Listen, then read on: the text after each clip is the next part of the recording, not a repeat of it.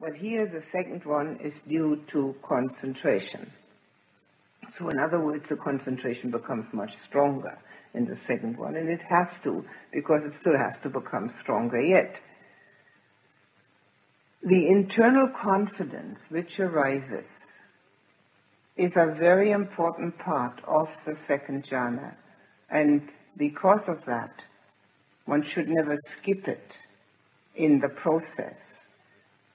It's strangely enough the one that many people do skip, not intentionally, of course, because one wouldn't do that, it would be foolish, but because we are not used to having inner joy.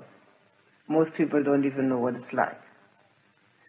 In fact, they probably never even used the word before hearing about the second jhana. Now here in the wording, it says rapture and happiness due to concentration. From a practical standpoint, what happens is that the rapture, which is the delightful sensation of the first jhana, sticks around. That factor is there. Piti is there. But in order to come from the first to the second jhana, one has to let go of the attention on that very delightful sensation, which overrides the emotion. Let go of that. Let it go into the background of the attention. In other words, do not consider it so important anymore. And put the full attention on what is translated here as happiness, and what I prefer to call joy. It's just a matter of translation. It's a joy because we are enjoying this delightful sensation, the state of mind we're in, where the delightful sensation was the aspect of the meditation, and having enjoyed that to the full, we now put our attention on that enjoying. From a practical standpoint again, it very often appears as if it came out of the center here. And very often it appears to have a quality of being a little fountain. Now, none of that is entirely necessary. Whatever happens is fine as long as it's joy. Again, the Buddha says that we need to completely cover ourselves with it. And the body is being used because this is the only reference point we have. It's the only reference point for what we're doing. So we feel the joy suffusing us from head to toe. Very often, or for some people, it is just a natural progression from one to the next. And which is, of course, the case, because if one enjoys something very much, the joy is there. However, because the physical sensation can be extremely strong, it is just as well to deliberately focus on the emotion. And in other suttas, where the jhanas are explained, the Buddha says also that recognizing the fact that this is still gross, because it is a sensation, we now go to that which is more fine and more subtle, which is the emotion. Which means that we recognize the fact that we are not meditating in order to have delightful sensations, which is logical, but when one is in it, it's not uncommon that one has to be reminded of it.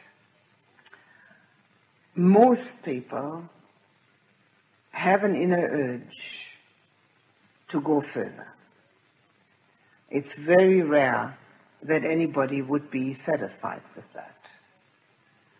However, that too happens, particularly in cases where people have meditated for over 20 years and never got anywhere at all, and then finally get there, And then, of course, they're very happy.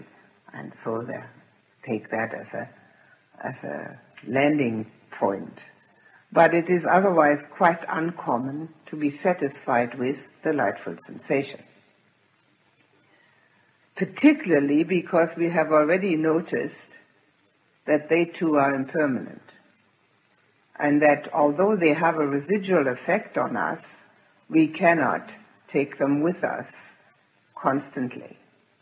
We come back to our ordinary, everyday kind of consciousness.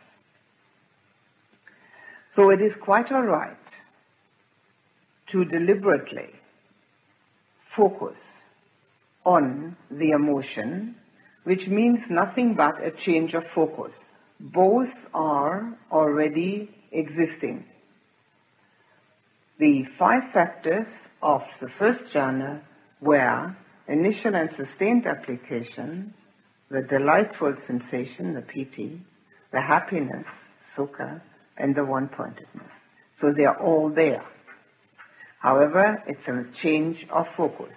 Instead of having the mind focused on the sensation, one takes it off that, lets that go in the background where it will be, and focus on the emotional aspect which is existing at that time.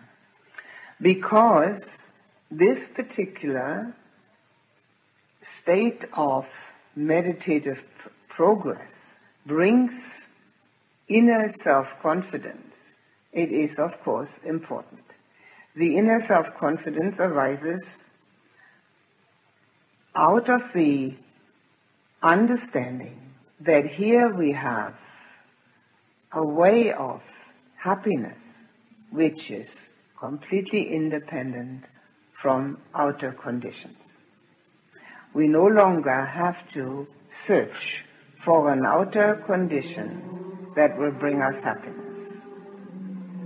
That search is sometimes successful and often not. Even if it's successful, it doesn't last. And besides, one is a victim, because we do not have any jurisdiction over outer conditions to the last degree. We can make some of them happen, sense contacts, but we can never make sure that they remain that way. There's always disappointment somewhere. And being dependent upon the emotions or thought processes of other people, which is usually the case in order to find happiness with other people, is again a kind of situation where one becomes a victim. One cannot be in charge of one's own inner happiness. Here we have then found the way to have inner happiness strictly because of the condition of concentration. This is still conditioned. It's certainly not unconditioned, but at least it's a condition which we ourselves can make arise. We don't have to wait for anybody to be nice and pleasant to us. We don't have to wait for anybody to praise us, to appreciate us, to love us. We don't have to wait for any sense contact to be pleasing. All we have to do is sit down and become concentrated.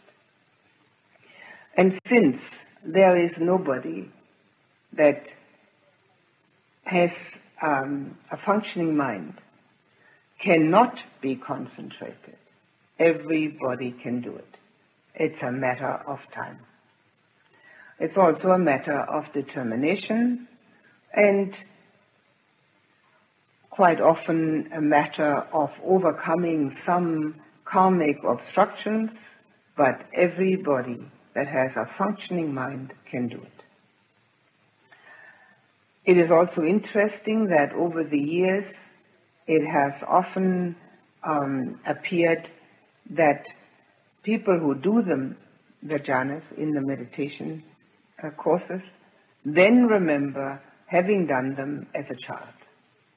It's not uncommon at all. And in the Buddha's case, this was also so. When he was about 12 years old, his father, who was the king of a small kingdom, went out for the plowing festival. The plowing festival is one of the festivals which is still in use in many of the Asian countries. It means that the king, or maybe just the mayor of a district, will go out with a well-decorated plow and turn over in spring the first sod. And then monks chant blessings, and the whole neighborhood is there to take part in that blessing. Well, the father did that. They went to the plowing festival, and he took the 12-year-old crown prince along, and he was supposed to also have a hand on that plow to be sort of part of this festival. But when it came time for the father to go with the plow and turn over the first sod, the son could nowhere to be found, was nowhere to be seen. So he sent out one of his ministers to find him. And he finally found him sitting under a tree, meditating. Now this minister, having grown up in that kind of environment, immediately recognized that the boy was meditating and did not disturb him, which in our society probably would not have happened. We probably would have scolded him and told him, what are you sitting there doing nothing? So he went back to the father and said, your son is meditating. I didn't like to disturb him. And the father said, all right, that's fine. And he went ahead with his plowing festival on his own. When the Buddha then, as he was still the Bodhisattva, left the palace and went to study with two teachers to learn the jhanas and was taught what to do, he remembered that when he was 12 years old, or when he was a boy, he had sat under that tree and had actually done that. And so it wasn't all that difficult for him to do it again. And this is something that I've been told quite a number of times by people who then recognize the jhanas. Of course, they first have to do them again to recognize it, that this was something they did as children. And I would guess, it's just guesswork, that far more children do it than we ever find out about. And unfortunately, as grown-ups, they don't get near it again, so they can't repeat it then. It seems to be quite a natural thing to do. And it's, as I said, possible for anyone. There's nobody exempt from it. This internal confidence which arises because of being happy without outer conditions has quite wide-reaching effects in our daily life. We don't go searching so much for things that can make us happy. On the contrary, compassion impels to try and make others happy.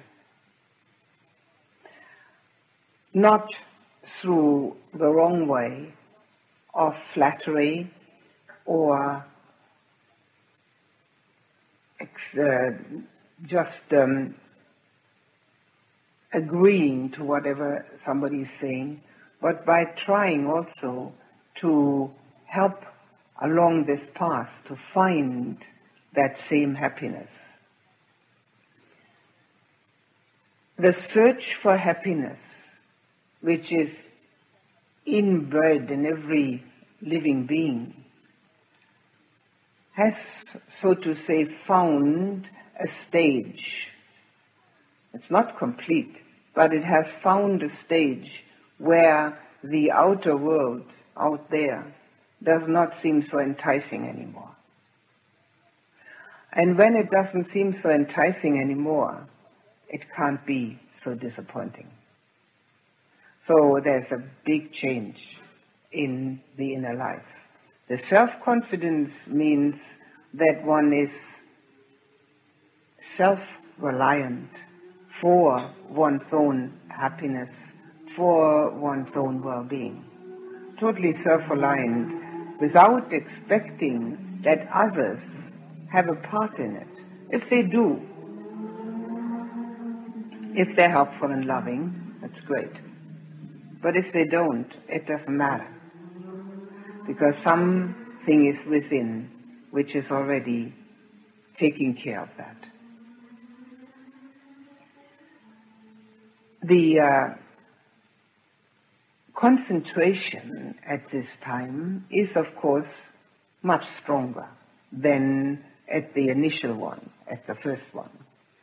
And it is also more interesting. Although the first one appears very interesting if one has never had it before, it becomes pretty uninteresting after having had it for 10 or 12 times. Because it's just, well, it's pleasant, but it's still quite physical. Whereas this is emotional. And when one has that the first time, that's also very surprising, but also that becomes quite normal. It has a sweetness in it, a feeling of sweetness. It has a feeling of having found something, but it's still a bit exciting. The first one is quite exciting, has a bit of excitement in it, and the second one still has that feeling of excitement in it.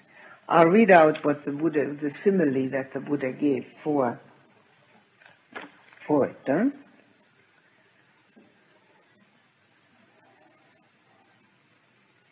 Great king, suppose there were a deep lake whose waters welled up from below. It would have no inlet for water from east, west, north, or south, nor would it be refilled from time to time with showers of rain. Yet a current of cool water welling up from within the lake would drench, steep, saturate, and suffuse the whole lake, so that there would be no part of that entire lake which is not suffused with the cool water.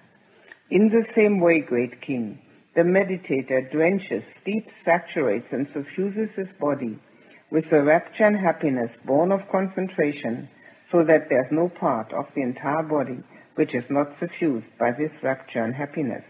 This too, great king, is a visible fruit of recluseship of spiritual life, more excellent and sublime than the previous ones. That there is no inlet for water from east, west, north, or south, nor could it be refilled from the showers of rain. Yet there is this current of cool water. Nothing comes from outside. There is no outside input into making the person happy. It's all coming from within. That's a simile of that. And then there's this cool water which wells up from within, the joy which wells up from within. It drenches, steeps, saturates, and suffuses. If these states arise, first or second, either way, and they're only mild and only very local in one spot, it's necessary to enlarge them. If the joy is apparently only in one spot, to enlarge it all over. It may be a quick movement, but it can also be a slow, gradual movement of the mind to enlarge that. When one is concentrated enough to get into second jhana, one is also concentrated enough to do that. There's not difficult at all.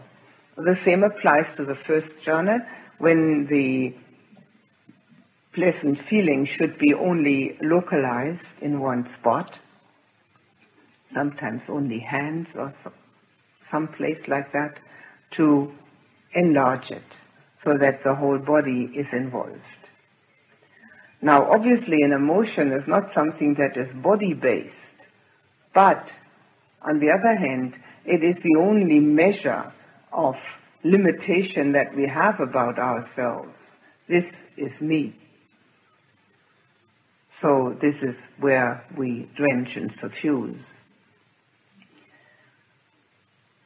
The first 4 of the jhanas are called the Rupa jhanas.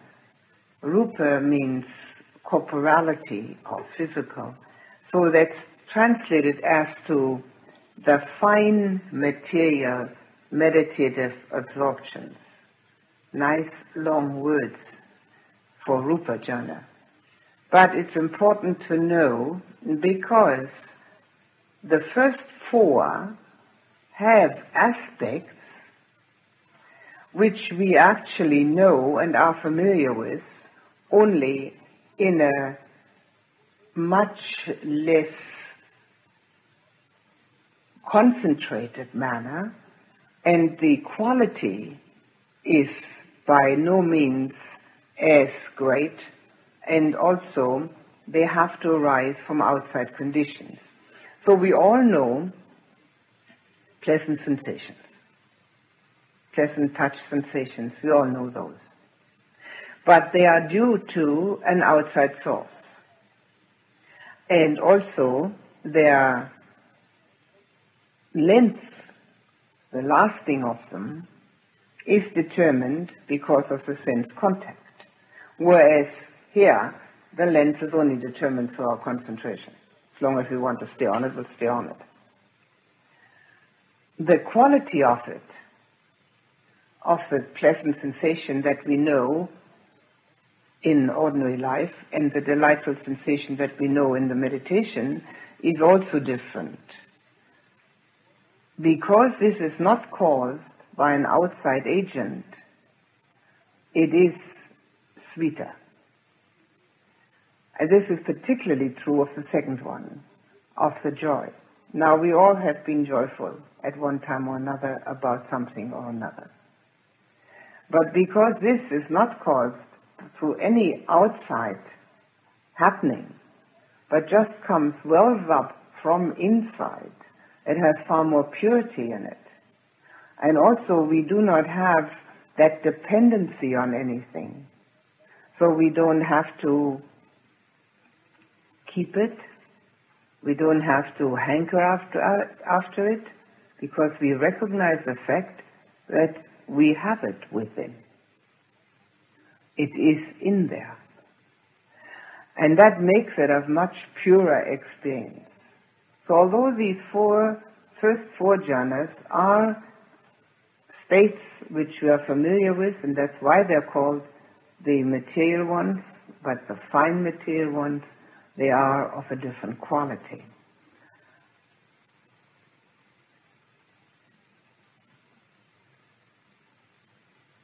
It is interesting that very often people go from the first to the third and are not aware of the second.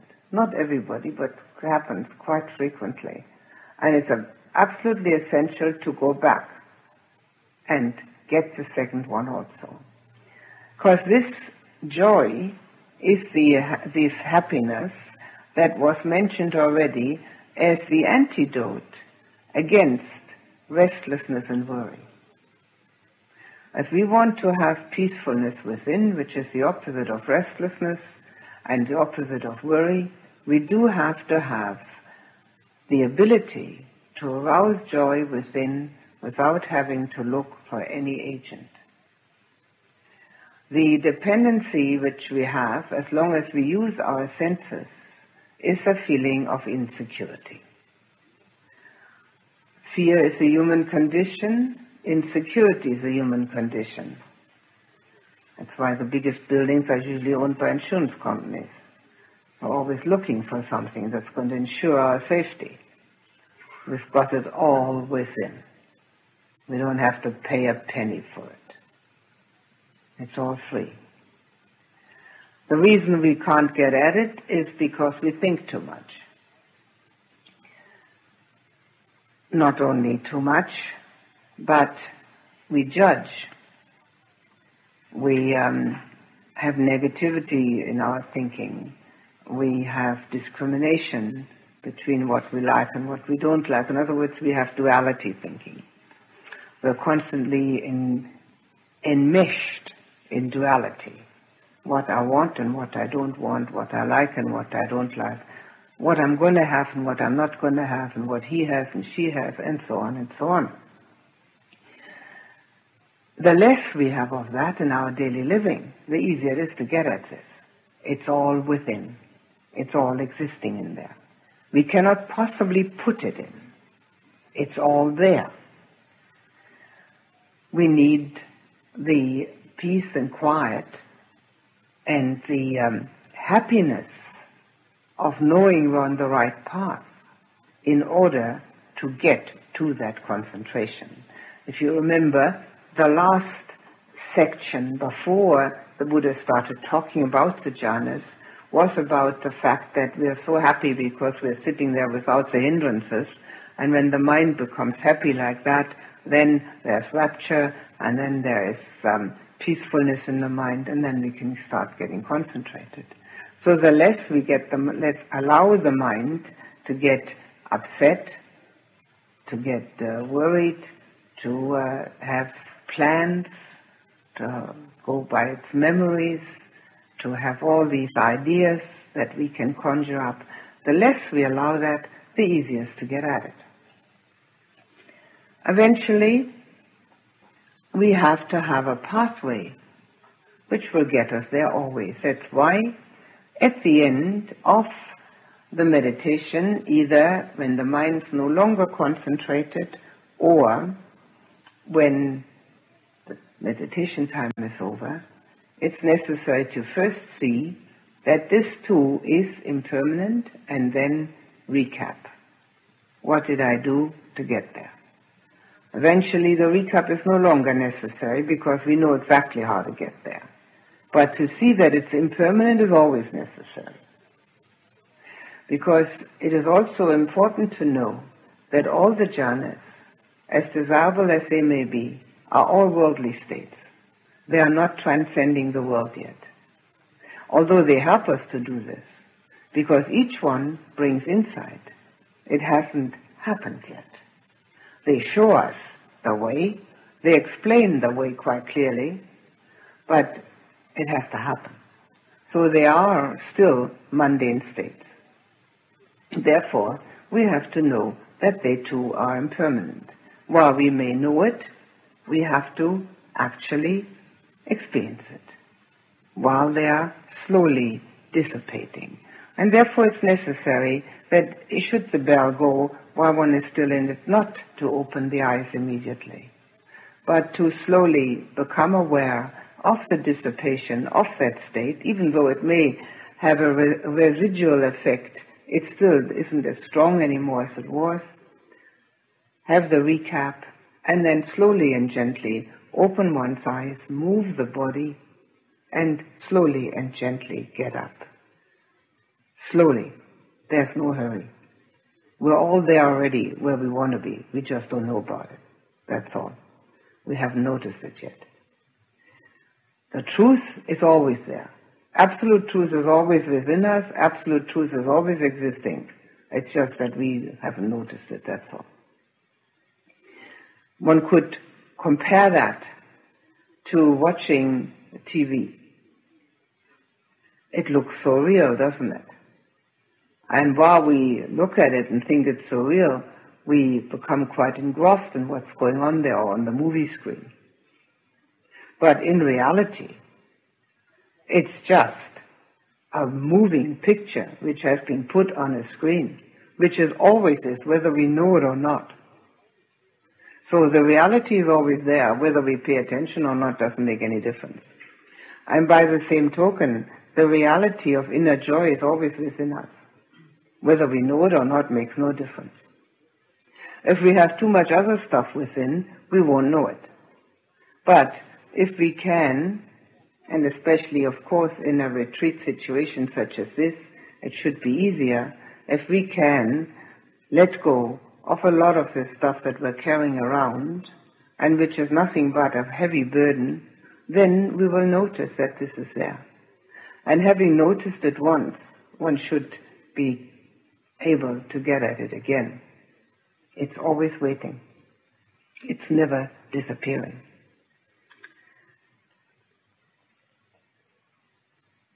because this counteracts restlessness and worry so effectively, we need to stay on it for a little while.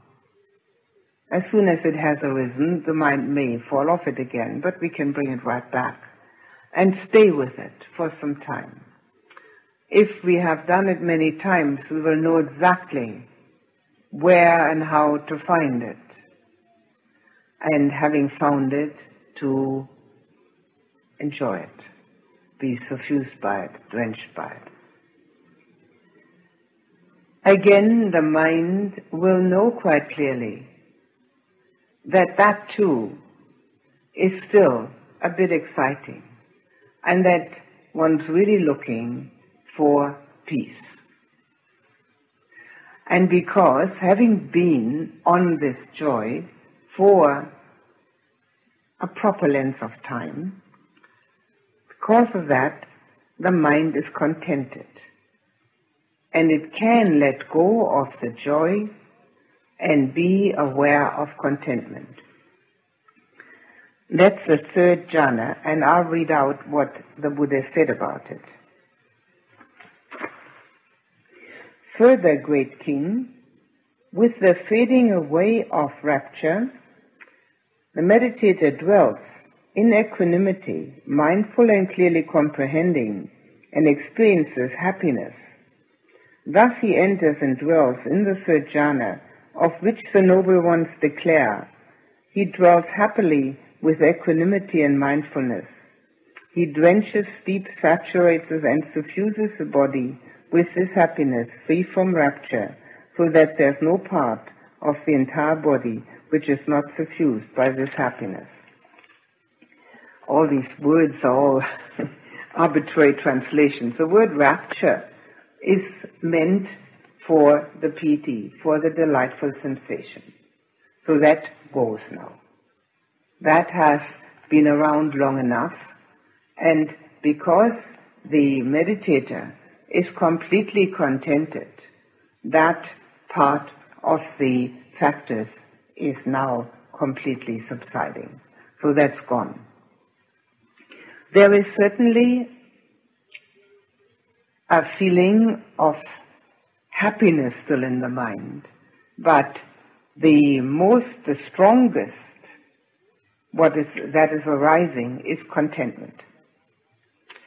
And this contentment is here mentioned as equanimity. And the word equanimity is unfortunately bandied about in the jhanas too much, because we can't distinguish too well if we have it mentioned too often. So I'm not using it. I want to use contentment. But you can see that contentment and equanimity have a certain relationship to each other.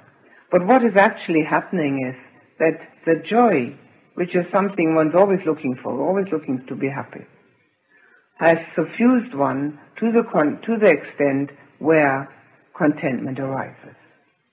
And this contentment can be seen and understood in this way, particularly after. And this is also important. One first stays with those emotions, and after one is out of them, in that recapitulation, one recognizes what they have meant. So the joy has meant that one doesn't need outside agents. Now the contentment has meant that the only way to become contented is to be without wishes. Because at that moment, when there is this joy arising and has been actually experienced, and one is able to let go of it, there is no wish. One is totally contented. So this is totally opposed to the worldly view. The worldly view is, I'm going to be contented if I'm going to get what I want. And then one makes a list of the things one wants. And then one crosses off a few things one has already got, and one may cross off a few things which one thinks, well, they're not that important, and then one remains with those that one has to be in order to be contented. Totally wrong view. As long as one wishes for something, one has dukkha. That's a first and second noble truth, which is the sort of the kernel of the teaching. The first noble truth, the noble truth of dukkha, that it exists. And the second noble truth is the noble truth of the cause for dukkha, which is craving, which means wanting something, wanting to have it or wanting to get rid of it. And here we have an absolute proof in our own experience that this is so. That as long as we want something, there's always going to be dukkha, no matter what it is. Because it means that we haven't got it. So we have something lacking. We're minus something. But here is a situation that has arisen in the meditation which has brought contentment. It has to. To be completely suffused with joy cannot bring anything else except contentment. It has to. These are logical cause and effect situations. So with that contentment, after coming out of it, one sees quite clearly there's no other way to be contented, to be peaceful, than to stop wanting things, whatever it is. And may it ever look so justified. Even when one can say, but everybody's got it, only I haven't got it. Well, it doesn't matter. If one wants contentment and peacefulness, one's got to stop wanting. There's no other way. And this, of course, at first may seem strange, but when one has experienced it oneself in the third jhana, it is so obvious that one wonders why one hasn't always acted upon it already. But we don't until we actually have that personal experience. Now, what you can see from these explanations is that we don't just do the jhanas, that is the experience. We have to understand it also, and that is the insight. The experience is the way of calm and tranquility, and the understood experience is a way of insight. So every jhana brings a new insight, and some of them insights which arise may even be more than what I'm talking about, and they may be different, but these are the significant ones, the ones which will change our outlook completely. So the personal experience of something that we've always wanted, namely inner joy and contentment, brings about a turnabout in one's approach to one's life and what life has to offer. Because being contented means also that there is peace in the mind, contentment, the feeling of contentment, slides into peacefulness. Now here, the words with mindfulness and clear comprehension are used, which means that we need to understand the experience. The mindfulness means that we're staying with it. That's the one-pointedness. But the comprehending is afterwards. That comes together with the recap or the review, what we have done. So I like to emphasize that once more, that while we're having the experience, we're staying with the experience.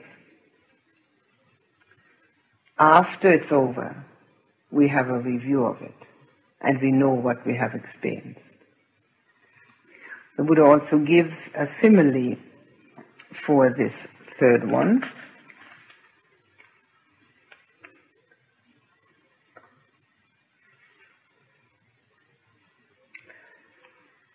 Now he also mentions that the noble ones declare that one dwells happily with this contentment and mindfulness. So what is the main focus is on their contentment, and the mindfulness is the one-pointedness. So in this jhana, we still have two of the five factors. First we had 5 factors. Then we lost 2 factors on the second jhana. Now we have lost another factor. We have lost the rapture factor. So we still have the happiness and the mindfulness, which is another word for the one-pointedness. This is in the third jhana. We have 2 factors left.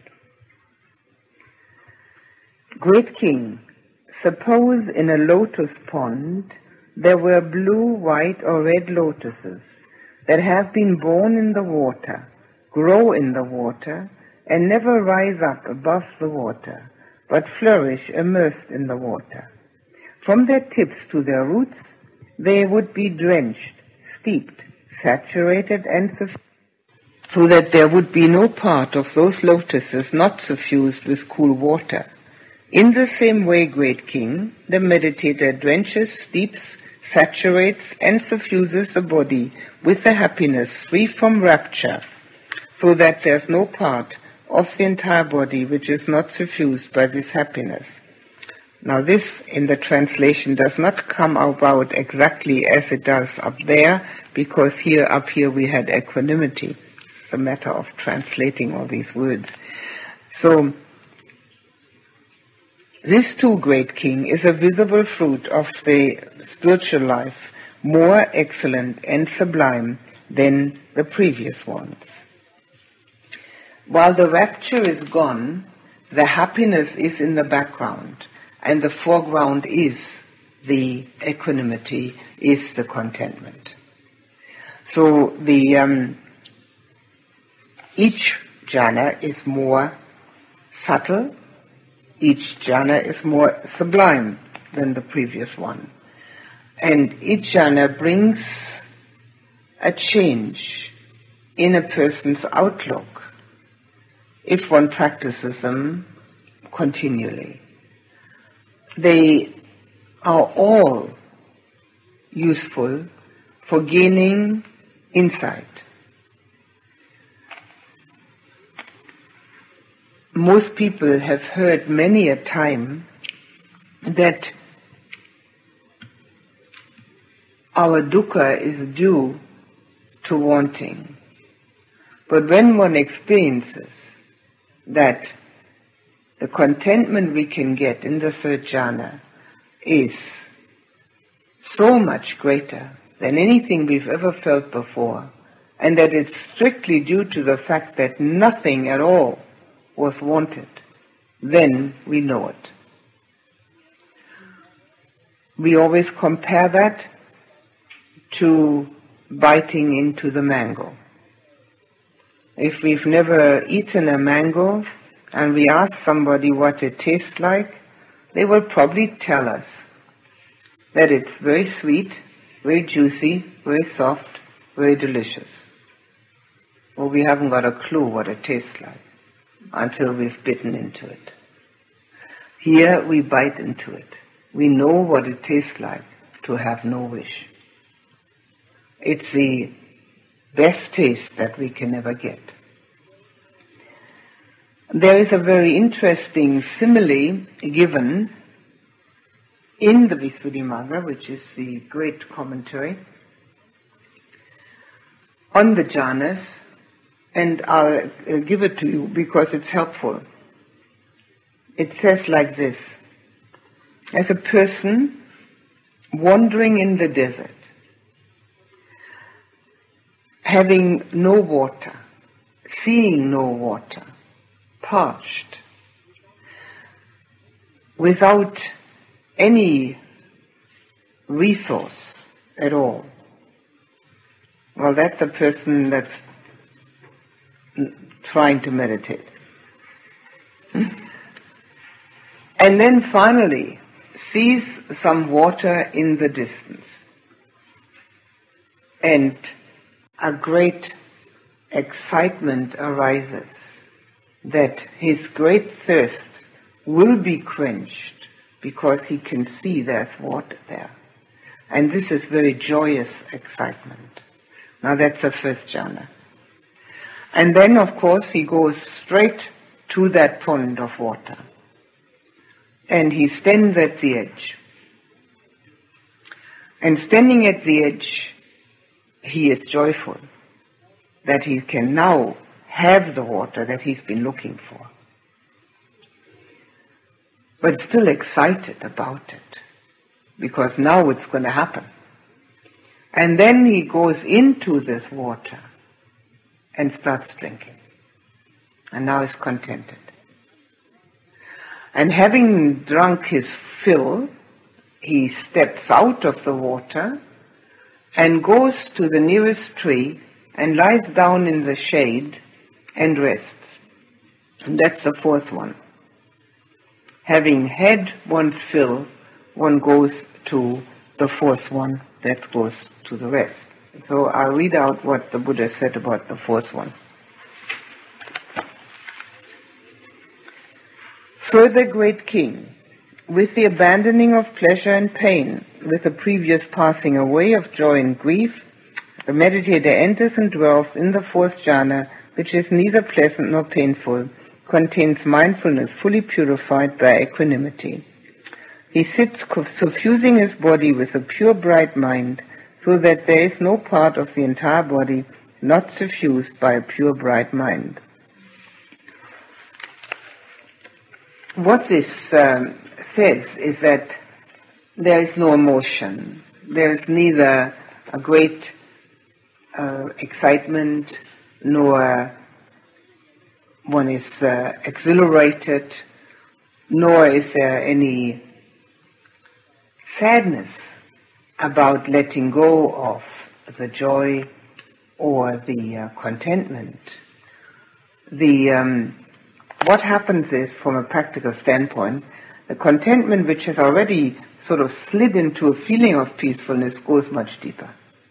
It goes deeper and deeper. And although it says here, and it always says, that it's mindfulness fully purified by equanimity, I say that it is, the mindfulness is the one-pointedness which has to be there, which is the last factor which stays with us in the fourth jhana. It is complete and utter peacefulness which results in equanimity, which we can use in daily life. The equanimity which, at least to my way of understanding my own emotions, equanimity is something that we are aware of. Whereas in the fourth jhana, the peacefulness can be so profound that one wouldn't be aware of the fact that one has equanimity. One would just be there, totally enmeshed and totally surrounded, completely in the depth of this peace. The fourth, so I'd like to translate it a little differently in order to explain it that way. Equanimity, as the highest of the four supreme emotions, is a result, and a very important one, because knowing that one can actually have this utterly peaceful state whenever one wants to, when one sits down to meditate, brings great equanimity with it in daily life, because that residual effect is such that we know what goes on out there, while it may be this way and that way, what can it do to that peacefulness in the fourth jhana? Nothing. It has absolutely no effect on it. It is not even connected. Whatever happens out there, whether it is praise or blame, loss or gain, fame or ill fame, happiness or unhappiness, how can it touch the depths of peace which is within us? There's no connection. So all that, what happens out there, is just happening. And some of it creates pleasant feelings, and some of it creates unpleasant feelings, but that too doesn't matter. That's all just on the surface of our lives. The depth is to be found in the jhana. And that's where we experience the inner reality, that what we always knew, either consciously or subconsciously, that we do carry it within. Most people know it subconsciously, some people know it consciously, and that most people don't get it, just because they're not shown the way or because they don't practice or whatever it may be. So this equanimity is the effect. And the equanimity, I have already explained that, what it means in daily life, that it means that although there is a warmth of feeling and a caring for others, there is no dependency upon the happenings that go on around us, because the warmth and the feeling for others is not affected by that. Neither is the warmth and the feeling for oneself affected by it. Whether somebody finds us lovable or not, that remains their viewpoint and their opinion. And that means that we're no longer a victim, but that we have taken our own emotions in hand. And when we take our own emotions in hand, then, of course, we have security. The name Khema, by the way, means security. It's a translation.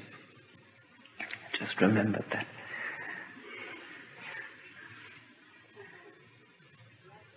So we gradually and progressively let go of the different factors of the jhanas until we're only left with one-pointedness.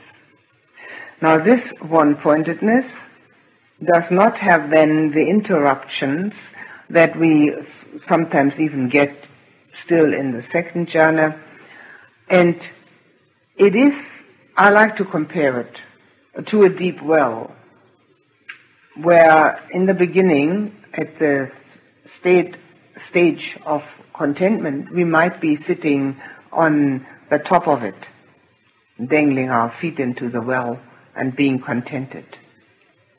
But as we become more and more concentrated and peaceful, we go down into the well, successively, gradually, progressively, until eventually we may be at the bottom of the well. At the bottom of the well, there's complete and total peace. But you can see already from this simile that it is essential to let go of any self-assertion.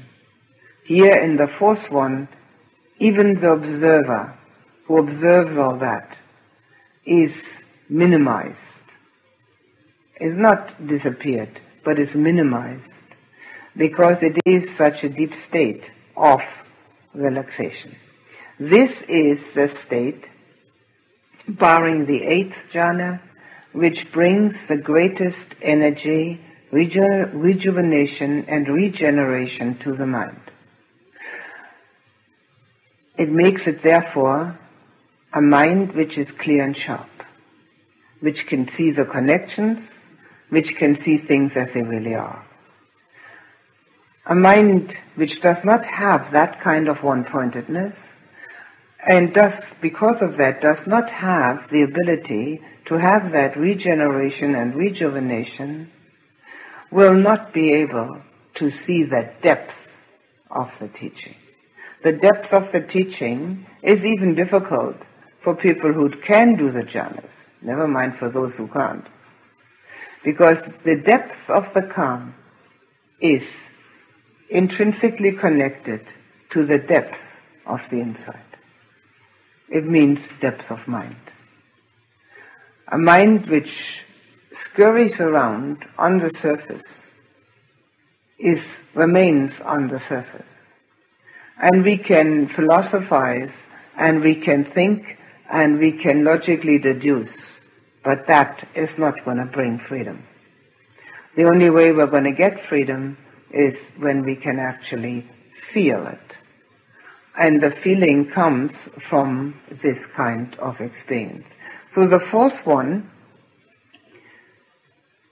has as an effect the equanimity, but it also has as an insight the understanding that by letting the self-assertion go and making as much self-surrender as is necessary to go into the force means that we can actually gain real peace.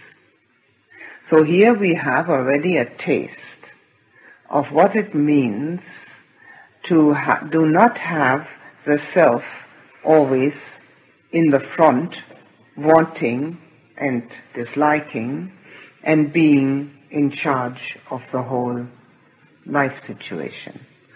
Letting go of that in charge self means peace.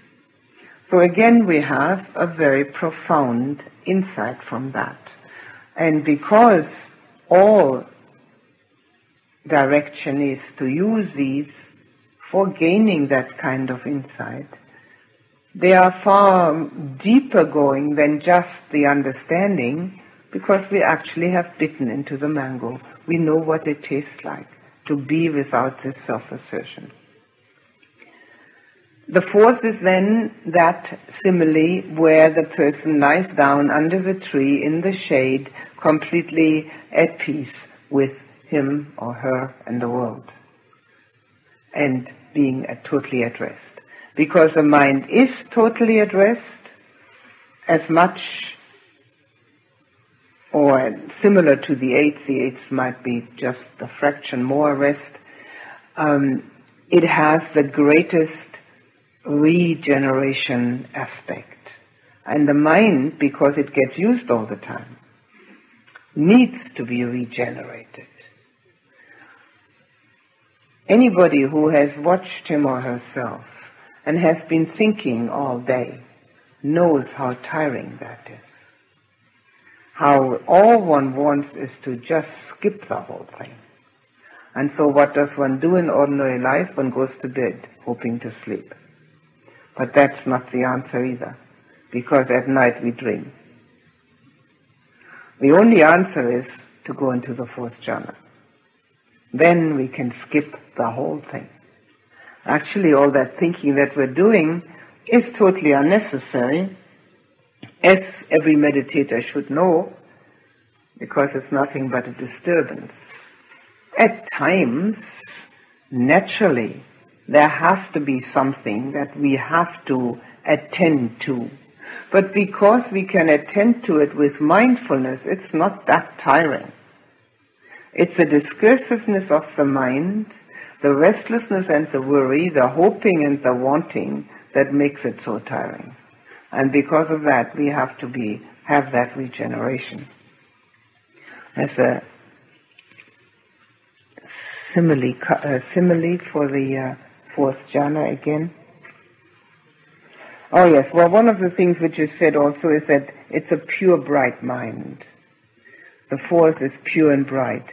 It is the purest of those four because of the fact that all the other factors, the joy and the rapture and the initial and the sustained appreciation, they're all gone. Only one-pointedness is left. So that's the purest of those four states, of course, and of course also the deepest. And therefore, it brings also the greatest brightness of mind. Great King, suppose a person were to be sitting covered from the head down by a white cloth, so that there would be no part of the entire body not suffused by the white cloth. In the same way, Great King, the meditator sits suffusing the body with a pure bright mind, so that there's no part of the entire body not suffused by a pure bright mind. This too, Great King, is a visible fruit of the spiritual life, more excellent and sublime than the previous ones. Well, again, the body is used as for the simile, just as it is used in the other simile that one lies down under the tree, because it's all we have. It is a completeness of peacefulness, at that time, the body is not felt. But the completeness of being totally wrapped in the peacefulness is the meaning of this being completely covered with the white cloth from head to toe. Nothing is left out. One is totally in it. So it's a suffusing the body with this pure, bright mind. The purity of the mind is the one-pointedness, and the brightness comes from the peacefulness. The peacefulness is not dull. That also has to be remembered when one does these jhanas. The peacefulness is bright. But bright does not mean that it's light opposed to dark, not necessarily anyway. It means totally aware, totally there. That's what brightness means. It's not a dullness. This utter peacefulness has complete awareness in it, and yet it doesn't have that much movement as the others have. It still has movement, but not as much movement, mind movement, as the other three had. It's very, very one-pointed.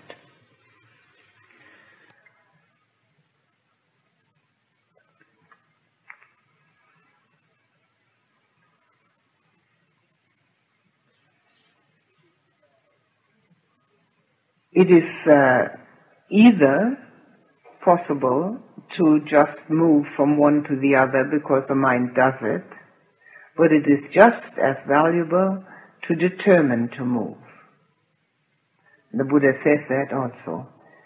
Because one realizes that the one is in is still not as fine, as subtle as it could get. And since one knows where one is moving to, one also knows how to do that.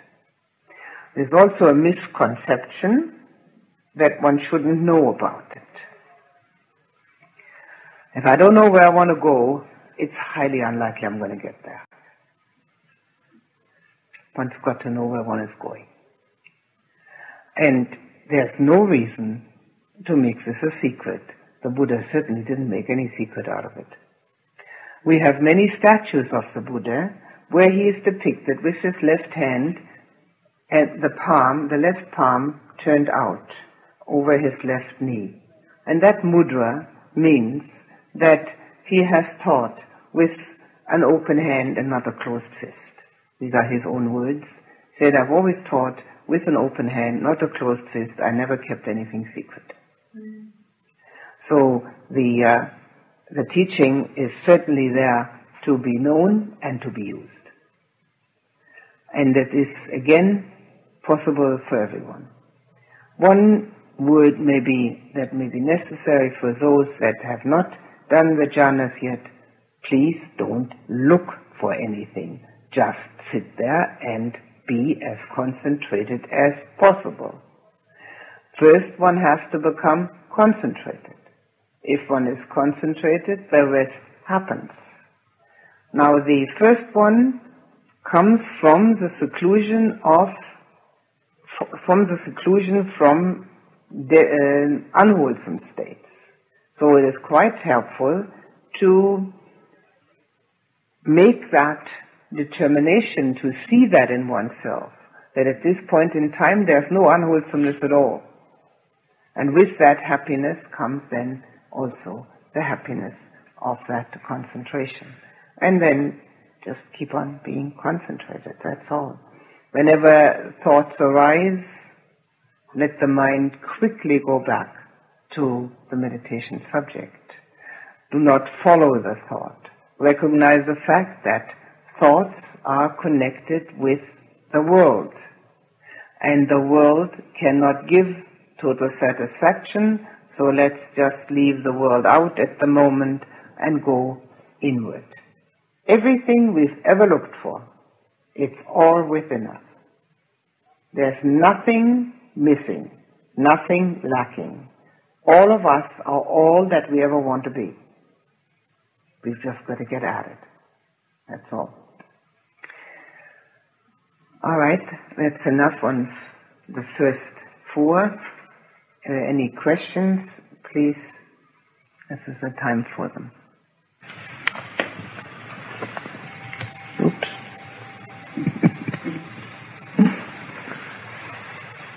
Yes. Do the jhanas blend together? I mean, are they more like, say, a rainbow where the colors blend into each other than like a stair step where there's a distinct jump from one to the other? No, they're quite different. They're all quite different from each other. So it's not possible to like slide from one to the other? Yes, it is. It is possible, especially if one is skilled at it.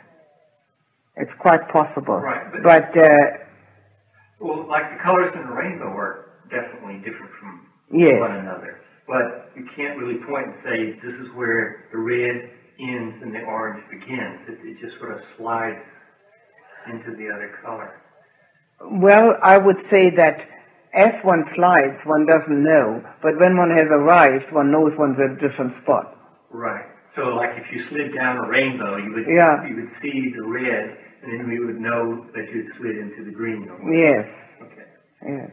But at the moment of sliding, one wouldn't be so aware of that sliding. Right. Unless the sliding doesn't happen, then one can do it deliberately. Right. One stuck to the red long enough. Right. Okay, what else?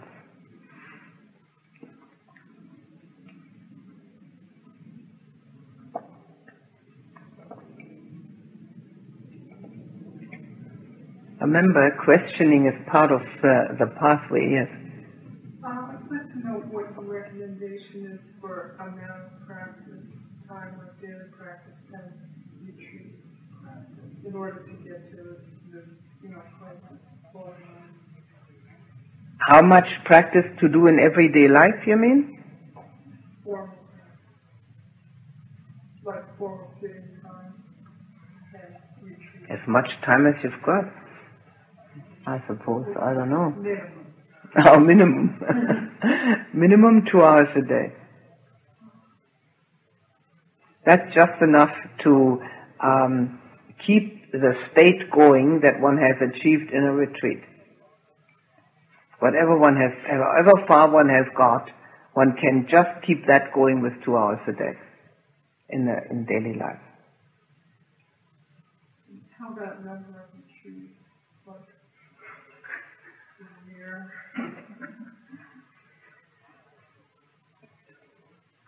I have at least 10 to 12 retreats a year. So, I've constantly retreats. I have nothing else to do.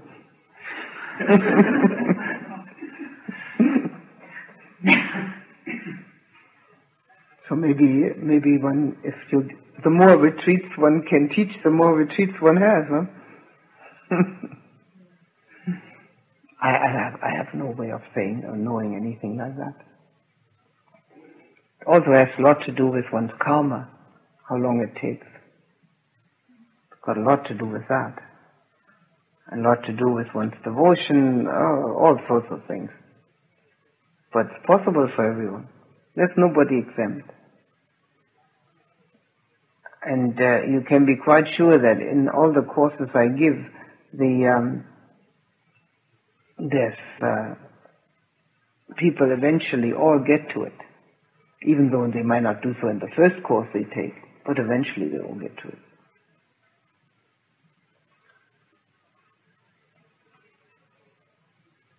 So, you're supposed to interrogate. It said somewhere along the line here, didn't it? What else?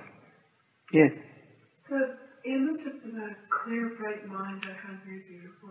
Does it, when you're talking about the one-pointedness, is that what you sometimes read in different places? They talk about clear light. Clear light. I think that's a Tibetan expression, and I am absolutely no expert on what they mean and what they say. I really can't say. Clear light, I really don't know. And you see, I would have to know in what context. If they're saying it in context of jhanas, well, yes, maybe. I really don't know. But these things all have very specific reference to meditative states. Like I don't know. I can tell you what I mean.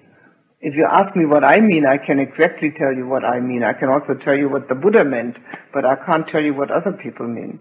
I really don't know. I mean, I wish I could tell you, but I really don't know. In that state, is there actual light? In the fourth jhana? Yes.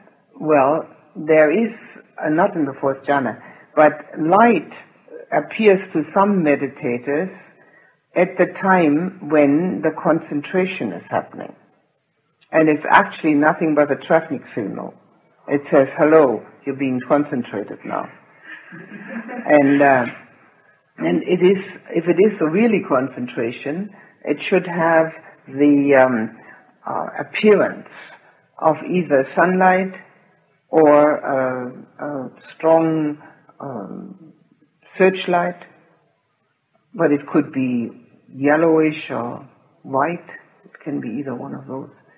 And as it appears as a small point, and if it does appear to anybody, one makes it big and sits in it for a moment and then gets on with it. It's not a meditation subject. It's only a signal saying now concentration. This making bigger, is it better to be done slowly and gently or quickly? That depends on one's skill. If one has done it many times, just do it like that. But if one hasn't done it many times, slowly, gradually, little by little, so that it doesn't pop back. So not every meditator sees a light, or sometimes one time yes and one time no, but it is actually a feature of being concentrated, and one can use it to make it big and sit in it and enjoy it for a moment or for a few moments and then go to the jhana. It very often appears before first jhana, but not for everybody. It also depends whether one is visual. People who are very visual, they have a lot more things happening and appearing than others. You know? Does it matter if you're visual or not? Not at all. The whole thing depends on feeling. Not at all.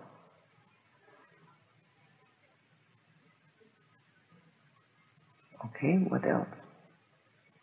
Yes. Following that, might it also be the case that if a person is visual, that can be a distraction because one gets lost in It can be. Forgets the seeing and gets amazed at the image or something. It can be. It can be a distraction. It can also be helpful depending how one uses it. It can easily be a distraction. One has too many pictures going on. Okay, anything else? Something that just came to my mind when someone is leaving their body and dying and they said to follow the light. Is it like instant at that moment the possibility of going into a jhana? At that moment of leaving the body, leaving? Well, if one is skilled at the jhanas, one would hopefully be doing them when one is dying, so that there's no question of whether one can go into them. But the Buddha, it is said, went from the first to the eighth, back down to the fourth, and died between fourth and fifth. Because the fine material jhanas, which go up to the fourth, that was not subtle enough, and so between going to the fifth, he died at that stage. And Moggallana, who was his left-hand disciple, was extremely psychic, and he told the others that that's what he was doing. So if one, I don't know, I mean, we can't compare ourselves to the Buddha, but if one can do the jhanas, and one knows one is dying, one would hopefully do nothing better than that. And then one would die in one of the jhanas. Here's my question, was also if you haven't practiced the jhanas, and yet in all that I've read about dying, that follow the light. I was just wondering whether it's something that may happen, it can happen instantly. To go into the jhana, I wouldn't have a clue. I have no idea. All I know is that it's much better to practice them now.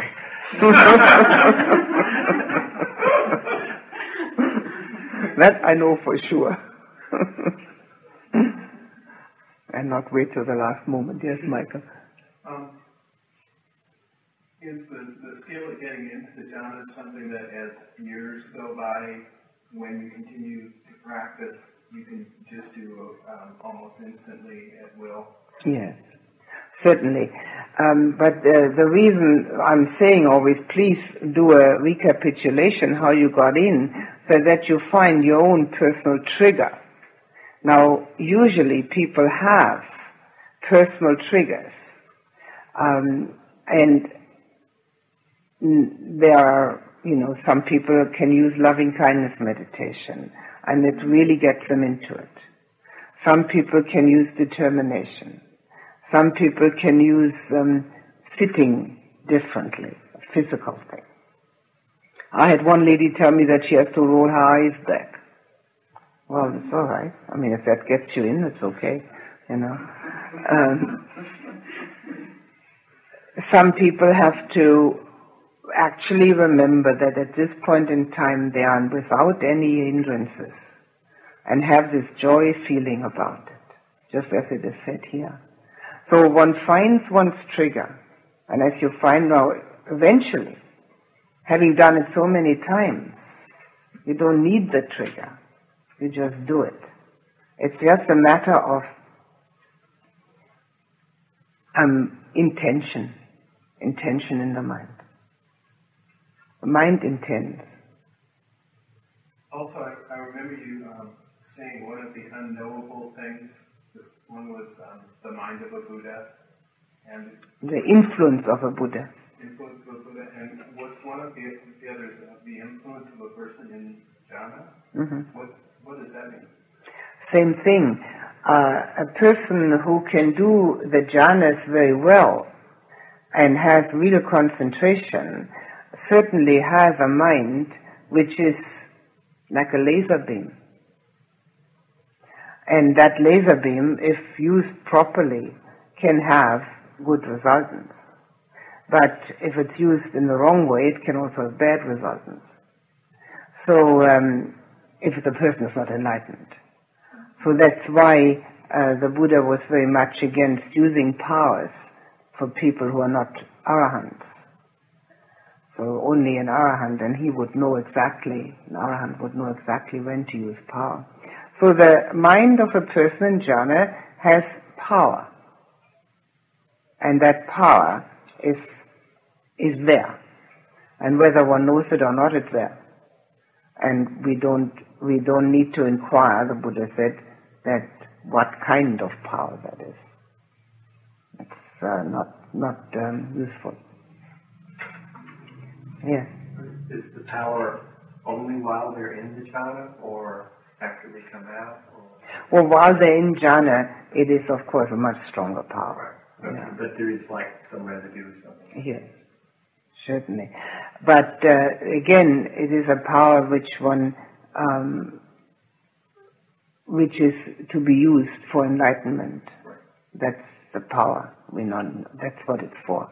That's why the insight is so much more readily available after doing the jhanas. That's right. That the power is there and it's pointed in that direction. That's right. And that's what that power should be used for. Right. And then when one is enlightened, well, then one can do what one likes.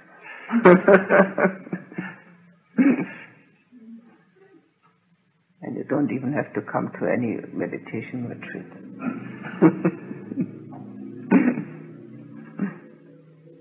Yes, the imponderables they are called, Michael. The imponderables. The range of a Buddha, the range of a person in jhana, the beginning of the world, and the intricacies of karma. The imponderables.